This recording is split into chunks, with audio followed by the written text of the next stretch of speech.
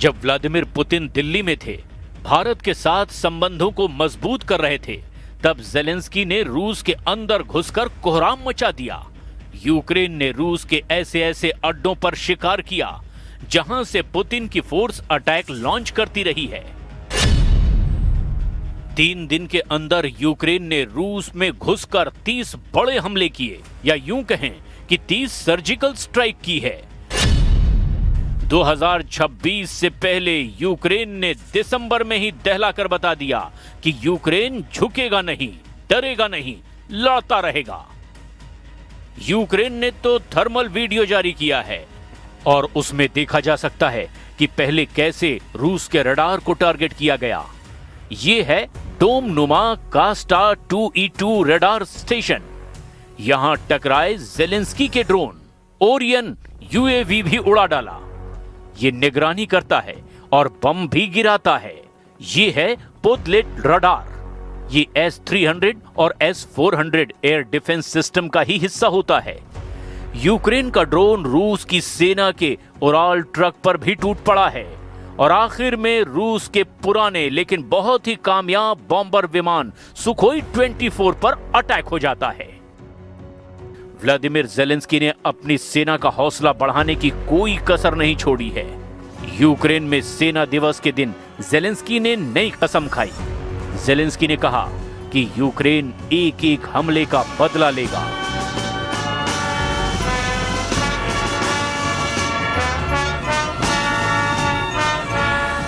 Capital Kyiv में फौजियों की एक टुकड़ी बुलाकर जेलेंस्की ने मनोबल ऊंचा रखने का भाषण दिया। यहां जेलेंस्की के बड़े बड़े जनरल मौजूद रहे और उन सैनिकों को भी बुलाया गया जो रूस की सेना के सामने लड़ाई लड़ चुके हैं। जेलेंस्की ने मारे गए सैनिकों के परिवार वालों को मेडल सौंपे। ऐसा ही कुछ न कुछ करके जेलेंस्की जोश हाई रखना चाहते हैं, लेकिन सवाल यह है कि ऐसा कब तक कर पाएंगे।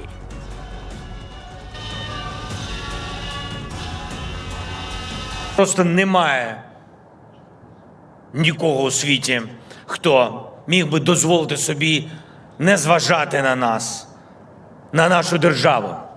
І навіть ті у світі, хто все ще не вірить в Україну, або просто недостатньо знає про нашу державу, все одно змушені рахуватись із тим, як відреагує Україна.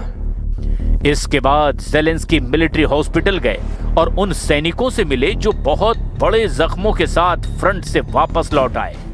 रूस के हमलों में इनकी जान किसी तरह से बच गई और अब जेलेंस्की ने इन्हें बहादुरी के मेडल खुद जाकर सौंपे।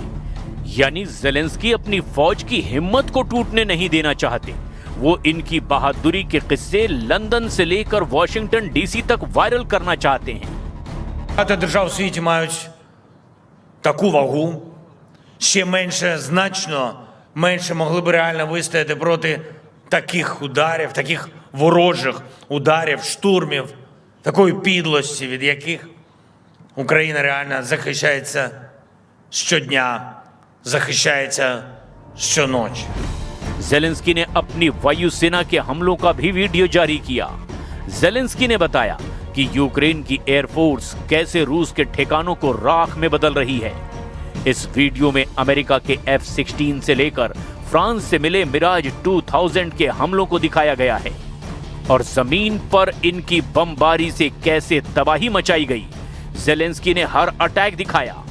50 सेकंड के इस वीडियो में यूक्रेन की फायर पावर दिखाकर जेलेंस्की बता रहे हैं कि 2026 का युद्ध अब और ज्यादा खतरनाक होगा। यूक्रेन के पास अभी 100 से कुछ ज्यादा लड़ाकू विमान हैं, जिनमें तो करीब 70 मल्टी रोल फाइटर हैं, जैसे MiG-29, सुखोई 27, F-16 और मिराज 2000, जबकि यूक्रेन के पास 30 से 35 सुखोई 25 हैं, जो ग्राउंड अटैक रोल में काम आते हैं। यूक्रेन की एयरफोर्स इसीलिए एक्टिव हो रही है क्योंकि उसने 3 दिन के अंदर ही रूस के कई एयर डिफेंस सिस्टम को उड़ा डाला है। यूक्रेन के F-16 से लेकर उसके MiG-29 तक हर फाइटर जेट ज्यादा से ज्यादा मिशन में शामिल हो रहे हैं। जेलेंस्की के ड्रोन अटैक का एक और वीडियो देखिए। इसमें जेलेंस्की की नेमेसिस रेजिमेंट ने क्या किया, जरा वो भी देखिए। वॉर जोन में रूस के कई एयर डिफेंस सिस्टम को टारगेट किया गया। यूक्रेन की ड्रोन फोर्स ने बुक M1 को उड़ा डाला। यूक्रेन की ड्रोन फोर्स ने बुक M2 को तबाह कर दिया और शॉर्ट रेंज वाले एयर डिफेंस सिस्टम टोर M2 के भी परखच्चे उड़ा दिए। जेलेंस्की अब इस युद्ध में अपनी सेना का वीडियो वाला प्रमोशन इसीलिए कर रहे हैं क्योंकि पोक्रोवस्क में उनकी फौज ने बहुत बुरी मात खाई है। ये पोक्रोवस्क शहर का ड्रोन से रिकॉर्ड किया गया वीडियो है। गौर से देखिए, रूस ने इसे यूक्रेन का गाजा बना डाला है। पुतिन के गुस्से ने यूक्रेन पर ऐसी आग बरसाई है कि पोक्रोवस्क उसमें धू धू कर जल रहा है। यहां एक भी इमारत साबुत नहीं बची, पूरा शहर खंडहर में तब्दील हो चुका है। पोक्रोवस्क पर पुतिन का पूरी तरह से कब्जा हो चुका है। पोक्रोवस्क के बीचों बीच रूस की फौज ने तिरंगा फहरा दिया है। कोहरे से ढका यूक्रेन का ये पूर्वी शहर पुतिन का सबसे ताजा शिकार बना है। पोक्रोवस्क की जीत का ऐलान खुद पुतिन कर चुके हैं और वो भी फौज की वर्दी पहनकर। पुतिन ने अब दुनिया को अपना युद्ध वाला फॉर्मूला बता दिया है। पुतिन का जंगी फॉर्मूला साफ है। अगर जेलेंस्की ने सरेंडर नहीं किया तो यूक्रेन हाफ होगा और यूरोप पूरा साफ होगा।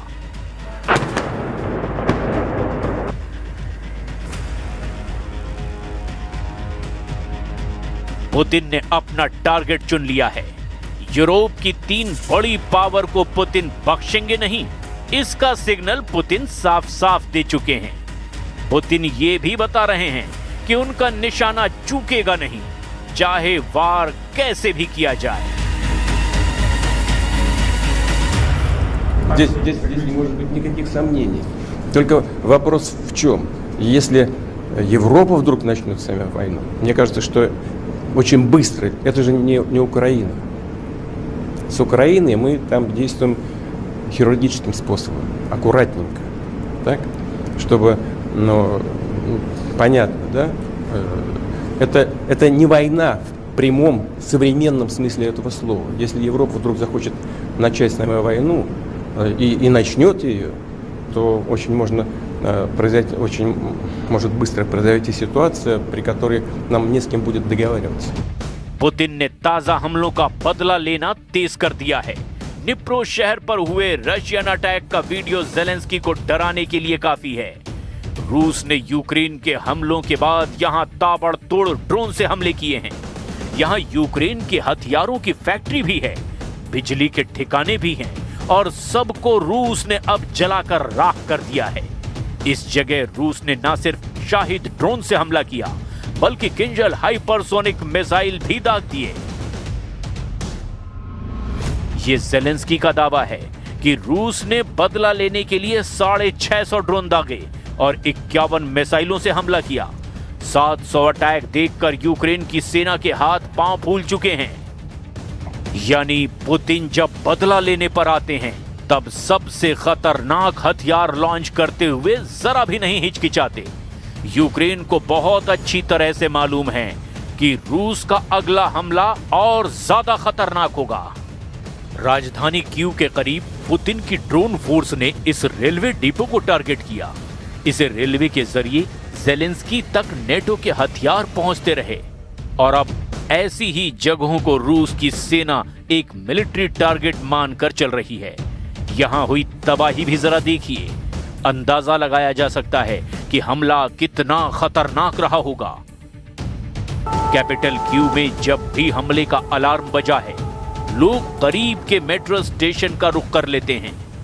यहां अंडरग्राउंड मेट्रो को सुरक्षित बंकर के तौर पर इस्तेमाल करने की बात आम हो चुकी है। सैकड़ों हजारों लोग इसी तरह यूक्रेन में खुद को बचाने की कोशिश करते हैं। तेतियाना यहां अपने पालतू कुत्तों के साथ आसरा लेने को मजबूर है क्योंकि कीव के आसमान में रूस के ड्रोन कोहराम मचा रहे हैं। Просто не зупиниться, доки нас не знищить. Це моя думка, і я думаю, що це так і буде. В її планах знищити нас як націю. Пускаємось кожного разу. Тому оскільки ми і до цього, оскільки у нас стався приліт в будинку, ми втратили квартиру, і тому ми зараз постійно, як тільки тривога, ми спускаємось в метро. यूक्रेन में ऐसे हमले देखकर कोई भी दहल जाए, लेकिन झटके पुतिन को भी लगे हैं। रूस के लिए भी ये युद्ध आसान नहीं रहा और पुतिन की बातों से तो ये साफ जाहिर हो चुका है। पुतिन ने कहा कि रूस ने अब अपनी अर्थव्यवस्था को और पूरे देश को काफी हद तक युद्ध के हिसाब से ढाल लिया है। वैसे रूस में कुछ ऐसा ही दूसरे विश्व युद्ध के दौरान भी किया गया था। ऐसे में पुतिन के इरादे कितने खतरनाक हैं, ये सोचकर उनके विरोधी जरूर घबरा रहे होंगे, क्योंकि रूस में अब ज्यादा से ज्यादा सैनिकों की भर्ती की जा रही है। वहीं ज़ेलेंस्की ने अपनी पोजीशन को और मजबूत करने के लिए अब अज़ोव लड़ाकों को सुपर एक्टिव कर दिया है। युद्ध को आगे बढ़ाने के लिए यूक्रेन के अज़ोव लड़ाकों का वीडियो भी जरा देखिए। यूक्रेन का तोपखाना किस तरह रूस की पोजीशन पर अटैक कर रहा है, और यही दिखाना ज़ेलेंस्की का मकसद है। डोनेट्स्क के मोर्चे पर लड़ रही अज़ोव फोर्स की शुरुआत 2014 में एक बटालियन लेवल पर हुई और फिर ये ब्रिगेड साइज की फोर्स बनी और अब कोर साइज की फॉर्मेशन बन चुकी है। यूक्रेन नेशनल गार्ड्स के तहत लड़ने वाली इस फोर्स को पुतिन यूक्रेन के अंदर अपना सबसे बड़ा दुश्मन मानते हैं। इनमें 30 से 50 हजार लड़ाके हैं, जिन्हें ज़ेलेंस्की ने स्पेशल फोर्स का दर्जा दिया हुआ है। रूस का दावा है कि इसमें नाजी विचारधारा वाले लड़ाके हैं, जो पूरे यूरोप से इकट्ठा होकर यूक्रेन के लिए लड़ रहे हैं।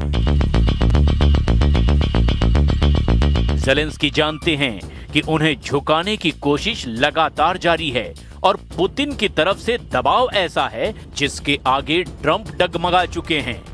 यूरोप को लेकर पुतिन का गुस्सा अब रिकॉर्ड तोड़ता दिखाई दे रहा है।